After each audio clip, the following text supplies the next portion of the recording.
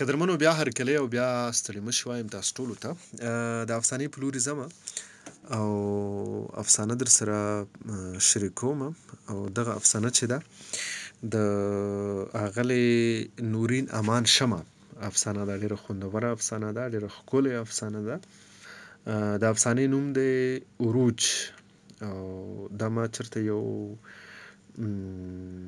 مجله کې کتلې وه، د فانوس په نوم باندې هغه مجله وه. نو دغه افسانه در سره شریکوم په دغه تمه چې ستاسو خوښه شي. د نورین امان شمه افسانه عروج.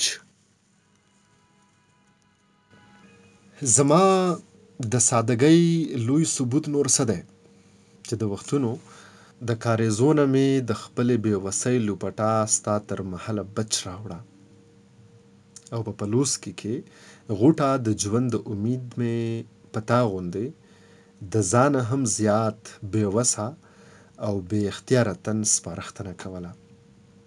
زما د سادګۍ انتها ته ګوره چې سرابونو پسې مې دومره مزل کولو. کاش چې ماته دا یاد و چې زه څوک چې دا دنیا لا تر اوسه د شجر ممنوع سره منسوب کوي.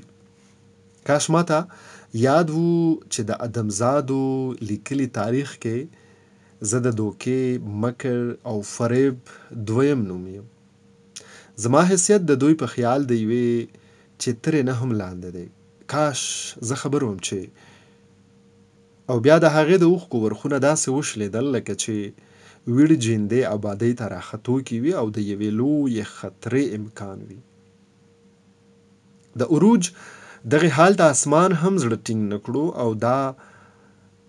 او د اسود د شپې په سینه خور ور را پرېوتو.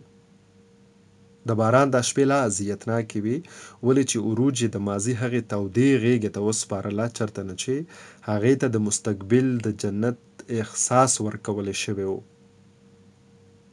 د باران د شیبو شور هغه د خیال په نیلۍ د خپل پوهنتون همهغې بس سټاپ ته ورسوله.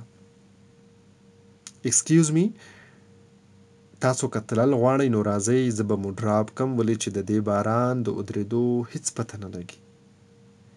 بریال د عروج سره په یو ډیپارټمنټ کې و، خو د دواړو ترمنځه د تکلف تنبې پرېوتې نه وې.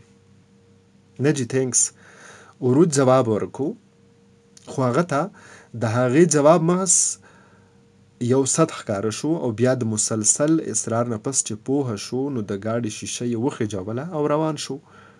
په بل سبا د کانفرنس هال مخې ته برانډه کې د بریال لخوا سلام د هغې دپاره د یو اتفاق نه کم نه و، ځکه اخیستل یې هغې خپل اخلاقي فرض وګڼل. خو بیا په دغه هفته کې پرله پسې 3-4 ځله هغې سره د خبرو کولو بهانې لټولو د بریال متعلق د هغې د شک سترګې رڼې کړې. څومره د درنې او مهذبه کورنۍ ښکاري، بیا هم داسې حرکتونه. زه د یوې غریبې کورنۍ جینۍ چې د مور او پلار د امیدونو سترګې په ما خوږې دي. څومره په کړکېچنو حالاتو کې زما مور او پلار زما د تعلیم اخراجات وړي او د هلکان نه ګمان د ایمان زیان دی. د بریال کړه وړه دا تاثر نه ورکوي چې د یو غلط انسان سره یې تشبیه ورکم. دغه سوچونو کې هغه د کلاس اخیستو نه پس په پوړو راکوزېده. هغې سره که یو خوا د خپلې لوپټې غم و نو بل خوا د هغې په سینه کې زړه هم د غوښې و، خو خپل سماجي حیثیت د هغې د هر ارمان په مرۍ غلی و. دا وخت هم راغلو چې د بریال صحرا د عروج زړه او ذهن سره آشنا شوه او آخر د زړه پورې تنبې د بریال د هنر سیلۍ سم د چونو وویستی. ورځ پسې ورځ فاصلې ختمېدې او آخر دواړه دومره د نزدېکت ښکار شو چې د پوهنتون نه خپلو کورونو ته تګ به هم ورته د بلا خولې ته ننوتل ښکارېدل. د بغاوت د دې اخیستي قدم نه هغه خپلو انساني جذبو وروسته کېدو ته یوې لحظې ته هم نه پرېښوده، خو د سپېڅلې مینې په ګستاخۍ خپل نفس او د بریال ترغیب که هر څو ځله مجبوره کړې هم وه، خو هر ځل دې احساس یې مخې ته دیوال وهلی و چې خدای مکه د بریال زړه کې داره نه شي چې دا جینۍ جوړ داسې ده.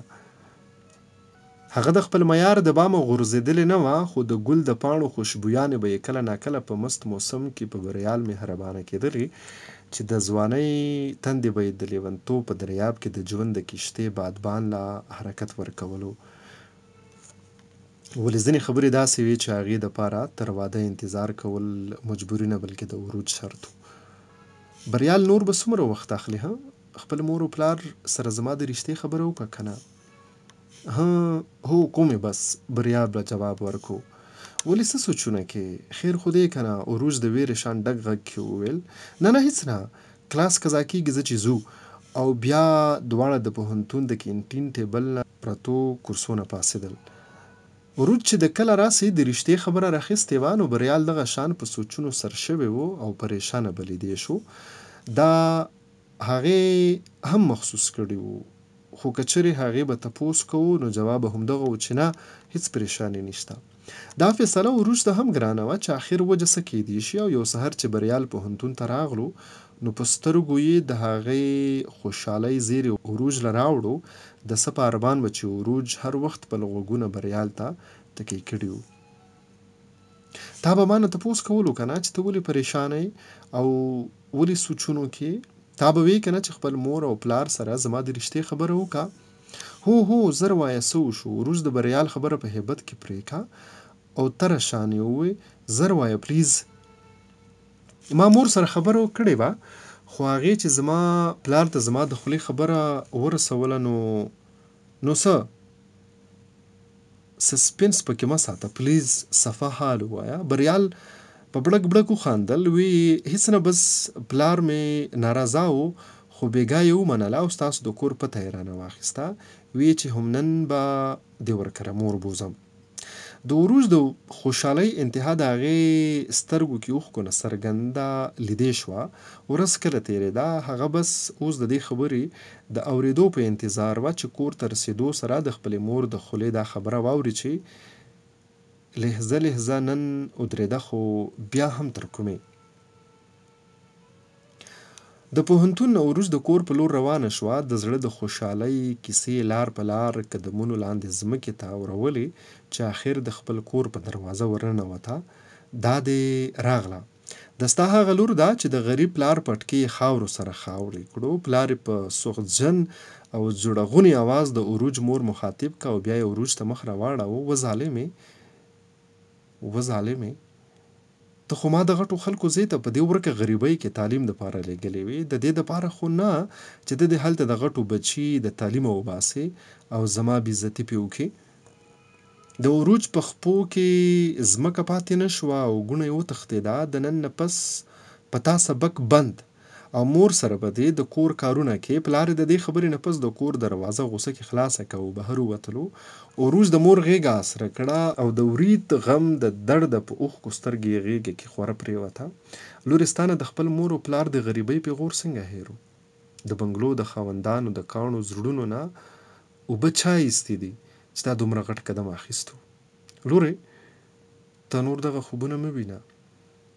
ته د هغوی نظر کې یوه مکاره او بد چلنه د غریبې کورنۍ جینۍ چې د دغه ګټانو زوی دې د تعلیم نه وباسلی دی. لورې ته اورې که نه؟